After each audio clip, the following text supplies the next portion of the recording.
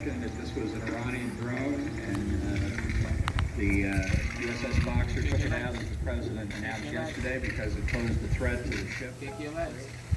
Apparently the right thing to do. Kick your legs, Kaylee. The book Drone Warrior, an elite soldier's inside account of the hunt for America's most dangerous enemies.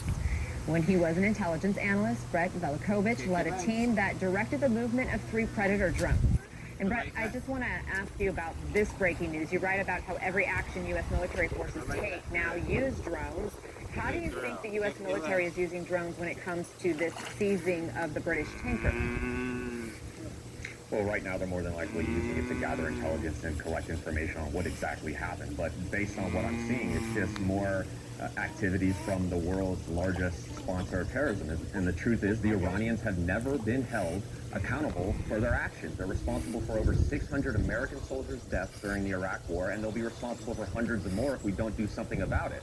And the truth is, our inaction against the Iranians, with what they've been doing lately, has led them to become more and more emboldened. They see it as a sign of weakness based on how the Iranian leadership thinks, and so they see that as an opportunity to conduct more hostile Lift your mouth up. here with the seizing of this tanker. But one thing that people don't realize is that the Iranians are regularly flying drones 24/7 hours a day, basically along the Strait of Hormuz, through the Gulf, looking for targets of opportunity to conduct a strike against various forces. And it's very difficult to determine whether or not that drone that they're flying is being used for surveillance or it's packed with explosives ready to conduct a strike, which they have done recently against other oil tankers. And so when the Marines on this naval vessel used counter-drone technology to take down this Iranian drone, it was an incredible thing, because they may have very much saved lives in this case, because who knows if that drone was going to conduct a strike.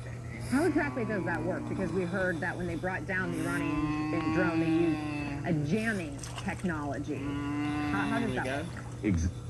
Exactly. So for a while now, U.S. Marines have been quietly adding counter-drone technology to various naval vessels throughout the Persian Gulf.